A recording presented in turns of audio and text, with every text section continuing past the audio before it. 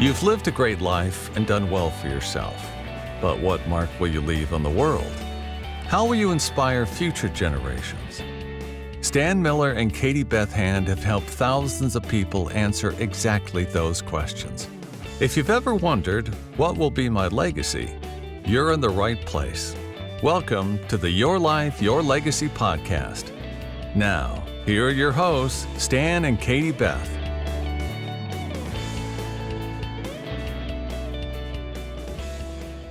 Welcome back. This is the Your Life, Your Legacy podcast with your hosts, Katie Beth Hand and Stan Miller. Our guest today is Russ Kyncl. Russ has a great story to tell. I want to start off first by getting Russ to tell us a little bit about himself. But the real point of this podcast is to get Russ to talk to us about some really famous, very influential Americans. We're going to learn some things about them that I'm very sure that you did not know. Welcome, Russ. Well, thank you. It's a pleasure to be here, Stan. Russ, we met over lunch in Denver at a Purposeful Planning Institute, and we had a conversation that inspired me. And I thought, wait, I've got to get this guy on as a guest. So it's really, really great to have you. So take a couple minutes and tell us about you before we get into the stars of our show here. You know, as far as things that have really influenced my life, I was a liberal arts major in college, pre-med. So I had all the core science courses, but one of the professors who really taught me how to think was Dr. William Taylor, who was at University of Colorado Boulder, where I went, and then later University of Virginia, retired from University of Berkeley University. And he's one of the people who taught me how to think through history and to really fall in love with the personal stories of history. And so he planted that seed where it's been a lifelong interest of mine. And one of the most interesting characters in U.S. history for many of us is Benjamin Franklin. Is certainly up on the top of the list. And that's what the book is about that we'll talk about. Yeah, the book you're talking about is called Visions to Do Good. It's a short book, but I'll tell you from spending some time with it, it's compact but content filled. So definitely worth the time investment. We're going to make sure that this book, as well as the other books you've written, get mentioned in the show notes. So you're walking into the conversation about Franklin, but I know we can't really have that conversation properly without some context. And the context is the relationship that Franklin had with another somewhat less famous American named Cotton Mather, somebody that probably, if you went to history class, it's a name you might remember, but you probably don't know why. So shed some light on that. That is a really interesting dynamic, a relationship I did not know about. Ben Franklin was born and grew up in Boston, the Massachusetts Bay Colony. And Cotton Mather was one of the Puritan leaders. He was a clergyman. His father, Increase, was also a Puritan pastor. His son, Samuel, was also a Puritan pastor. So very much a legacy. Mather also was involved with Harvard University, in its early rendition, which of course was a Puritan university at its founding. So Mather was a very influential leader within the community, a very prolific writer. And as far as his influence on Franklin, one method or one pathway of influence was through a book, one of many books that Cotton Mather wrote, called Essays to Do Good. And the book is really a very practical book on philanthropy, where Mather is basically talking about, look around, see who needs help. If you can help them, figure out a way to do it. If you don't have the skill to help them, find somebody that does. And probably out of, inspired by the gospel of love your neighbor as yourself. And Franklin, well, let me get back on Cotton Mather. He died somewhat in disgrace over his involvement with the Salem witch trials. And the reason we know about the influence, there it gets me again like earlier, when Franklin was representing us in France. So he is this world famous scientist, early physicist with electromagnetism, statesman, politician. He wrote a letter, which I call this a philanthropy of thanks. And he wrote it to Samuel Mather. Cotton Mather was deceased. He was much older than Franklin. And what he told Samuel was that he came across a copy of this book, Essays to Do Good. And he said, which I think was written by your father. And then he said, it had pages missing because the prior owner had abused it so much. But the part that remained caused such a turn of thinking that it had influenced his life or his behavior throughout his entire life. And he said, if I have been, rather, Franklin's saying about himself, if I have been, as you seem to think, a useful citizen, the public owes the advantage of it to your father's book.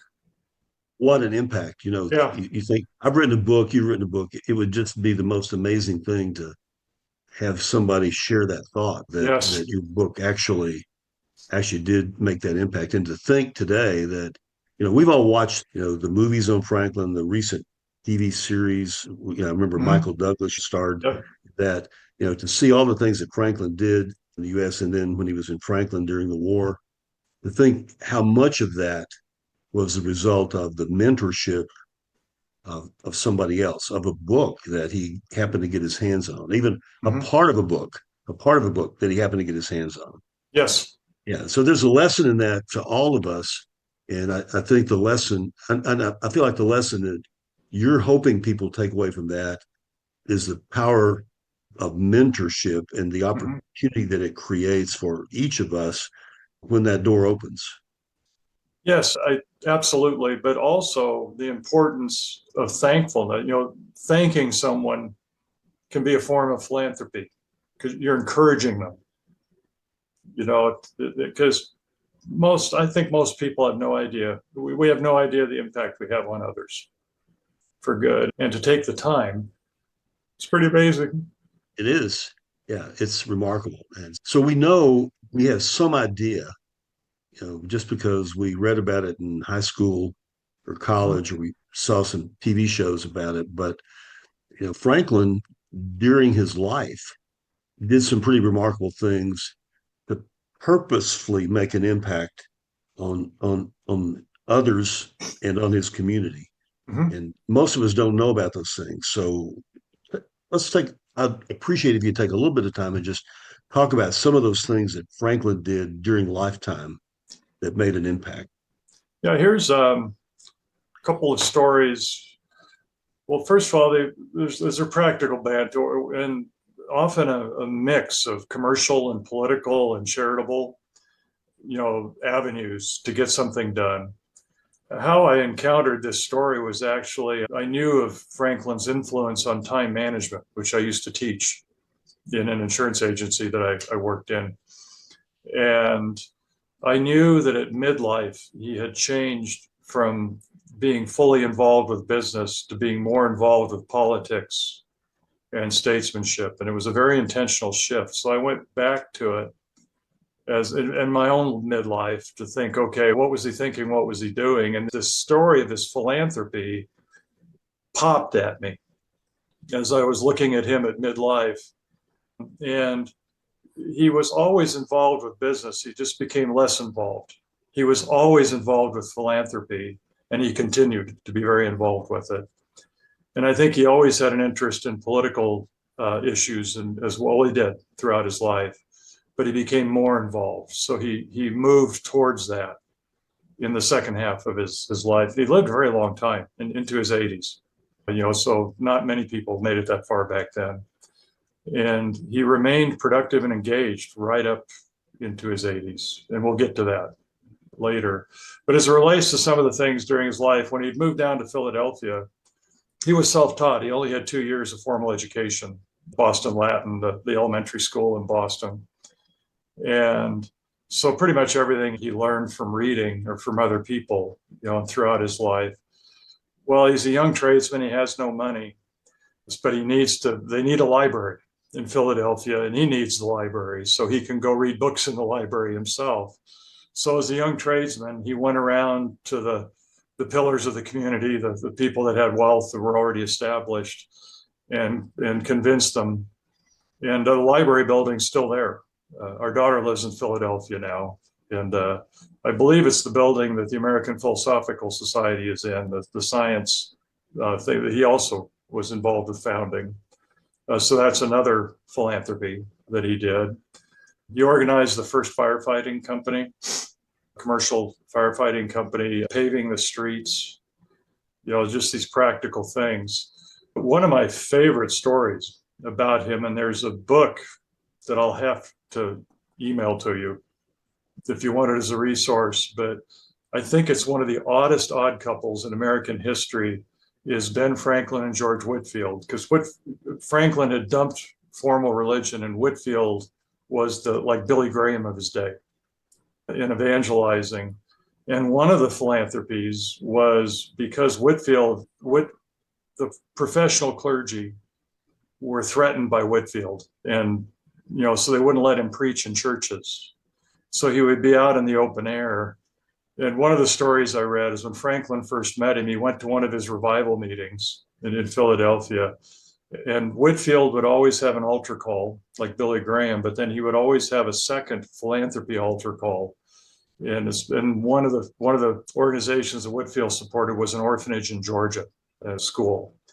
And Franklin was so moved by the fundraising call that he emptied his wallet into the offering plate. Wow. And he was really embarrassed with himself.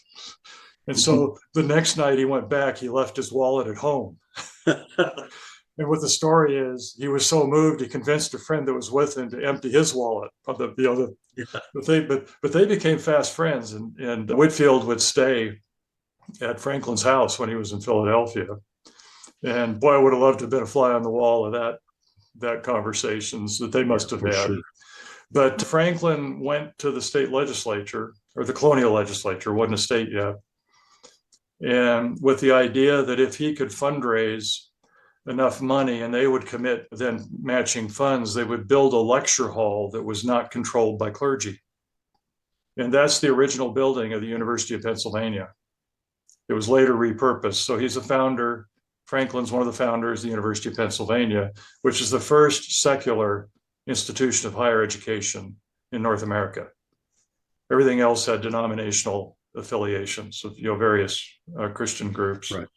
Right. And this is kind of a random topic on that, but I think it might fit. I'm a Presbyterian preacher's kid, and the Puritans were English Calvinists, Presbyterians were Scottish Calvinists.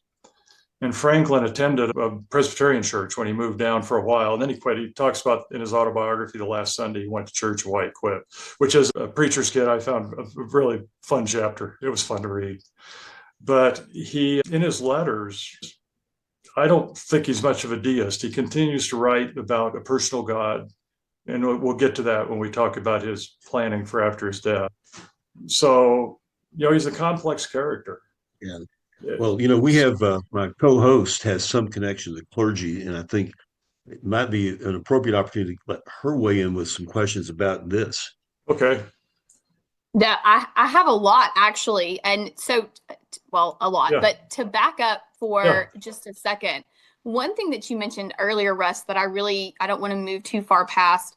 Okay. There's a quote, and it's actually from your book. It's a Cotton Mather quote, and it says, "It's an invaluable honor to do good. It's an incomparable pleasure."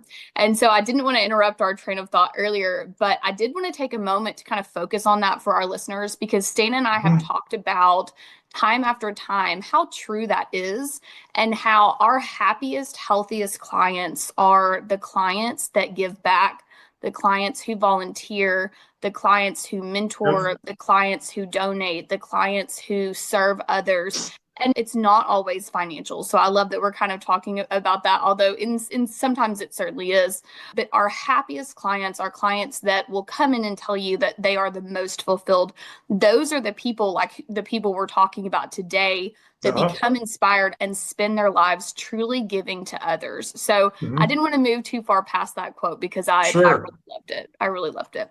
We can get back on track. I'm finding all of this very, very interesting. And I did church. Okay. I worked for the church for a very, very long time, like 13 years before I got out of that into the estate planning world. And so it's interesting kind of having seen working for a church is very different, and being very involved in the church is very different than casually attending the church. And I know we all have very different experiences on that. And this is not a side of that story for him that I had ever heard. So I'm very much enjoying that. Well, and I know if this is off topic, but there's another great book that's a compilation of excerpts from Franklin's letters. And there's a letter, his sister Jane Meekum, I think most of them remain Puritan. It's just the music in his letters back to her. But she must have been concerned about that he was trying to work his way into salvation, since he didn't go to church anymore with his good works. Right. And he wrote her a letter back. And this is very liberally paraphrased, but it's basically, he said, well, if heaven is what people say it is, that's as crazy as if I gave a farmer a glass of water and expected him to will me his farm. Yeah. That's a great quote.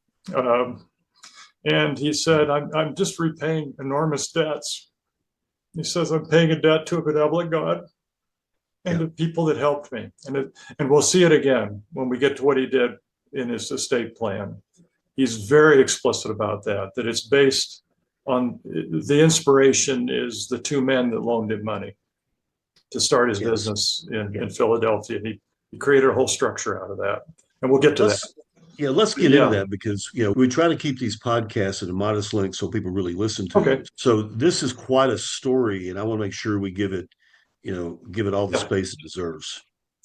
Okay. Do you want me to go to the will? Yeah, let's talk about that.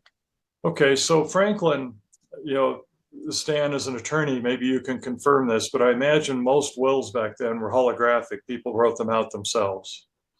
And Franklin had done that.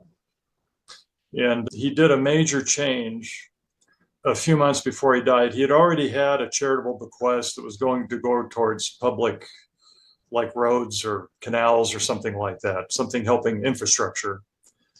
But he shifted it a few months before he died. He rewrote the will. And he talked about how he had observed that good tradesmen made good citizens. And he was in a leather apron, they called it trade. Today we would say blue collar, but running a printing press then was a very physical thing of cranking it down by hand. And so he wanted, and he said that he had never inherited a shilling from anybody. So there was really no obligation to him to pass it on to his heirs. And he offered that by way of apology to his daughter and his son-in-law. He basically did disinherit his son, William. He appears to give him a bequest. But William was the governor of New Jersey during the Revolutionary War and sided with the king. And he tried to reconcile with his father, and Ben never would have anything to do with it. So he appears to leave him like some real estate in Nova Scotia, which had to have been worthless to him in the 1780s. And a handful of other things, but he's disinheriting his son and then leaving about half of his estate to his daughter and his son-in-law. And then the other half he set up as a charitable bequest. And he said that his motivation was that two men loaned him money to start his business in Philadelphia when he was a young man. And his entire fortune was based on those loans. And so what he set up was a small business loan program. He was also very fascinated with compound interest. So I believe the loans were to be at 5%, and they were to go to young tradesmen who were married and had children for the purpose of founding their businesses. And so today he would have, I think he would have given it to anybody founding a business, but that was his time. And I believe they had to be 25 years old or younger. So he was helping people get established, just like those two men helped him get established. And then with his fascination with compound interest, that loan program would continue to grow and compound until the first charitable distribution 101 years after his death. And then the second charitable distribution of the second half, or the remainder, was 201 years after his death. It was just in the 1990s. And I love this story because in Philadelphia, it's really simple. Up in Massachusetts, it's a political mess, but they both worked out. So I'll talk about Massachusetts. It's the first distribution in the 1800s. They decided they wanted, I think they knew they wanted it to be a trade school, but they couldn't agree on, they couldn't agree on what they were going to do with it at all. In the Massachusetts Supreme Court, the state Supreme Court finally intervened and basically said, you're going to create a trade school to train people to be blue collar workers. And then the trustees that were set up were the three largest Protestant churches and businessmen and the mayor of Boston, I believe, or the board of trustees. Well, then they were arguing and fighting over curriculum. So you've got judicial activism. Now you're arguing, fighting over, because the legislature couldn't agree. So that's why the Supreme Court had to step in. And finally, Andrew Carnegie intervened with matching funds. And he said, if you'll just duplicate what we're already doing with the trade school in New York, I'll match Franklin's estate. And Carnegie was personal friends of one of the business people on the board of trustees. And so that became the Benjamin Franklin Institute of Technology in Boston. It's still there, building built in the early 20th century. They train people to blue collar trades. I believe there's 10 of them, like computer repair, plumbing, electrical. And then they have 3 or 4 four-year engineering degrees, which also really fits, the spirit of Franklin. So he trusted that the political authorities would figure out what to do with it, and they did. It was nice and messy, but they got to the great conclusion.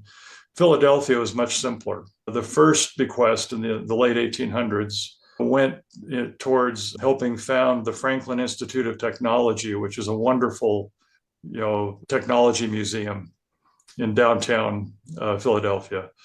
And the time we were there was just full of school kids, on field trips and just learning about all sorts of things relating to history of technology and health. I've been there. It is actually quite remarkable. Yeah, and so that was part of the bequest, came out of that. And then the second distribution in the 1990s, it's a scholarship program for blue collar trades. So I don't know directly. They must have, they're honoring, the intent and maybe what they saw up in Boston. I don't know. I don't know that detail, but I'll bet it's at least 1,000 kids have been scholarshiped at this point, the last 30, 40 years. And you can donate to that scholarship fund. You write the check out to the Philadelphia Foundation. And then if you put Ben and the number 1 in the memo line, it drops into that. Wow. So I've had a couple of instances where I have people that become clients somehow through the influence of the book, and that's not what the book's about, but I just always cut a check. Yeah. If Franklin's story encourages somebody, it's just cool. So Russ, it's encouraged you, I know, and I'd like you to take a minute if you can. And I know, like you, I'd get emotional about this too, and I don't apologize for it, but I'd be interested, and I think our listeners might be interested also to hear how Franklin became your mentor. Oh, Well, I've never been asked that question. Obviously, yeah. I think it was through the time management when he really popped. His autobiography, he talks about time management. And it came as an intermediary. One of all 3 of the leading time management people are BYU professors. And I'm not Mormon or Latter-day Saint, but they all were. So Stephen Covey, Hiram Smith, and a guy before him, Charles Hobbs. And then the Franklin Planner. So there was a direct inspiration to those time management guys from Ben Franklin. And I think so when I was thinking, I learned about him when I was learning to teach time management, and really learned about that aspect of his life and his virtues that he talked about as a time management control. And that's really a cul-de-sac. So I think that's how he became my mentor, was through being interested in time management, which is really life management. And then really the awareness of just how much impact he can have, and he started when he wasn't famous, Right. I was not aware of I have my Franklin Covey planner. I have 25 years of those in my closet. I can go back any day of the last 25 years and pretty much tell you where I was and what I was doing on that day. And I have it sitting right here with my today planned out. So any other ways that you can imagine that, Franklin has influenced you in terms of your attitude about your mindset about philanthropy? Yeah, I think how practical it is. My wife and I, our own philanthropy is very much focused with education. The Jesuits have an inner city high school here in Denver, Pedro Rupe. The original one is in Russ, very rough neighborhood, west side Chicago. And there's one in Philadelphia as well. I've never visited there yet. But these are kids, a lot of them immigrant families. 70% are the first to graduate high school, their extended family. And these kids, I can't go into all the details here, it'd be off topic, but they're an incredibly motivated group of students that are so much fun to hang out with. And so we both give our time consistently there, and that's an inspiration. On the time management side, he had a list of virtues. They're very famous. They're in his autobiography that he wrote at midlife. He had a Quaker friend who suggested that he added humility to it as the final virtue when he looked at the rest of the list. And Franklin's intent was to become a perfect human being through the exercise of these virtues, he called them. And he would take a virtue a week and catalog when he had failed. And then, how could he do better? And he would work on them, like rotate them a week at a time. I think there were 13, so you could go through it 4 times a year. And he did it for a long time. And late in life, he talked about how arrogant and foolish that project was as a goal, but how his life had been made immeasurably better for having tried. And hanging with the Jesuits, they have a very similar journaling thing. I mean, it's similar enough. I wondered if there was an influence, but I don't think there was. At least I've never found it. But, how you intend your day to go, how does it go? What could be better, basically, as part of the daily journaling. And so he's very influential that way. And then just as example, I think he must have been a pretty arrogant young person, as bright as he was. And he learned to not be so much. And by the way, he said on the, practice humility, it was imitate Jesus and Socrates. That was his one-line reminder on that. And so Charles Hobbs, is the first of those 3 men, as far as time managers I encountered, talked about living your life based on these virtues, these wise, eternal values, and then how can you practically live it out day by day? So, Russ, you've written some other books. And we'll list those in the show notes. And we also want to give people a roadmap for how to find you if they want to track you down and connect with you. What's the best way to do that? You can Google my name.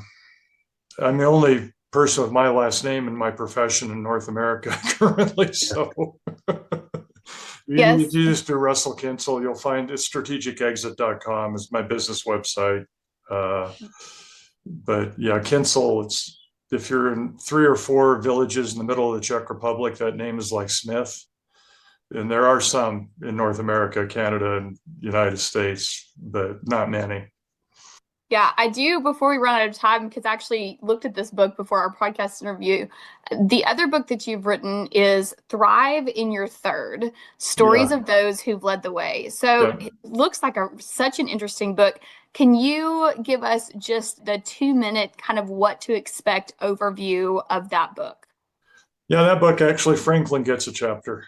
I saw his name on there, and I'm not surprised at all by that based on our conversation so far. There are 30 stories of people who chose to work past age 67 because they wanted to, not because they had to. And half are in the public record, and they're famous. They're not people that I interviewed directly, but I could find out enough, through public sources. Probably the most famous would be Jimmy Carter. Look at what he did after he was president, and just up until very recently. And so he's probably the most famous. Peter Drucker, the business management guy, worked into his 90s. It's people like that. The people I interviewed that you haven't heard of really shifted my own thinking about my own career. I'm 69. My dad preached his last sermon when he was 92. There was a new sermon. So I kind of use, if I have my dad's mental ability at 92, I'll still be able to do what I do. So that's the connection. And I need to write about my dad. He did a lot after 65. He retired from making money, but he still continued to be very involved. And so there's stories about people like that. And then I always try to have questions at the end of chapters that are, books that I write, that how does this story inspire you? What do you think you could do? in your own life, maybe just some step you could take. And maybe just something as practical. Peter Drucker, I guess, when he consulted with people, he would tell an executive or challenge them, okay, what step are you going to take next Monday? Just one thing, and practical. So they're really fun stories. I really enjoyed interviewing the people, and I really learned a lot. I was really encouraged myself. So Russ, I've explained to you that the purpose that Katie Beth and I have with this podcast is hopefully there will be people listening to the interviews that we do with people like you, and it will occur to them that they have opportunities to make an impact in ways they had not before imagined. And so that's really our purpose here. And I think the conversation with you today is really the perfect key up for that. Can I say one more thing on that? Sure. Yeah. As far as education, my wife's a retired registered nurse. She's been retired for 12 years. So we volunteer together at that inner city high school, but she volunteers. It's typically first or third grade classrooms, depending on the year. And if you're an older person like we are, you can do enormous good just showing up to volunteer in a classroom on a regular basis. It could be like one morning a week, and there are so many challenges right now. And you don't need to have any particular skills. Sometimes it's just to walk a kid in the hall that's having a difficult time, that maybe has something psychiatric going on or something like that. And I got hooked into volunteering with her last year, and this is specific. It's just because I'm fluent in Spanish. It's one of my majors.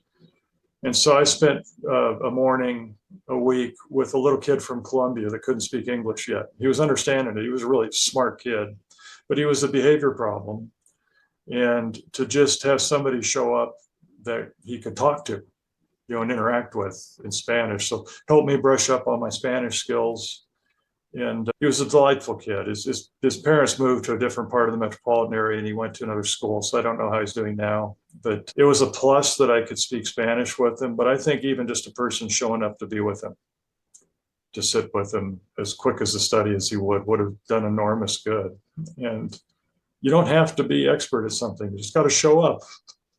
That's the kind of practical wisdom and insight we're looking for. Right here. Russ, It's been a pleasure having you. We could talk a lot longer, I know. But for the time we've had, I really appreciate it. Katie Beth and I both appreciate it. Well, thank you. So thank you very much for being here. So this has been the Your Life, Your Legacy podcast with your hosts, Stan Miller and Katie Beth Hand. Our guest today has been Russ Kyncl. Russ, thank you so much. Always a pleasure. Yeah, thank you, Stan. We'll see you next summer. Thanks for listening to the Your Life, Your Legacy podcast with Stan Miller and Katie Beth Hand. If you enjoyed the show, please rate, review, and subscribe on Apple Podcasts, Spotify, or wherever you get your podcasts. To find out more about Stan and Katie Beth, go to pinnaclelegacylaw.com. You can also find links in the show notes.